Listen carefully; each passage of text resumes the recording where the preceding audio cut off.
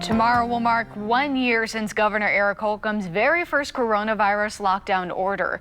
Over that year, more than 12,000 Hoosiers have died from COVID-19. But now there's also hope as more people start to get vaccinated. We asked our political insiders what the governor should tell Hoosiers when he delivers his State of the Pandemic speech tomorrow.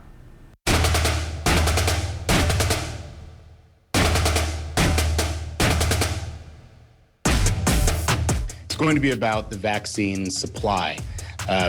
Right now, Indiana is number 42 out of 50 states in terms of the percentage of our population that's been vaccinated. So the rollout's been good. We actually just saw a quick decline in the age of people that qualify.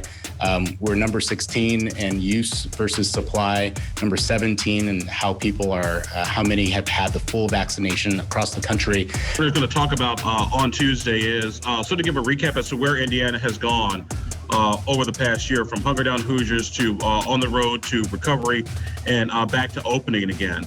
I also think that he'll talk about some of Indiana's economic recovery as well, but we still have a ways to go, particularly with our service sector industry. We say in politics that there are no Republican or Democrat streets or bridges or utilities. Same thing with COVID-19. It shouldn't make a difference whether Indiana's a red state or a blue state to make sure that we've got healthy people. So again, in terms of reception of the vaccine and some of the politicization that's happened with it, a lot of that's toned down now that we've got a new administration in Washington. And our hope is that everybody gets vaccinated for their health, regardless of whether they're conservative or liberal. I think there's about maybe like a third of the Republican electorate here in Indiana, as evidenced by the legislature, that has a problem with what the governor's done from day one. And that's just people being stubborn, people being bullheaded, and there's really nothing you can do about it, unfortunately.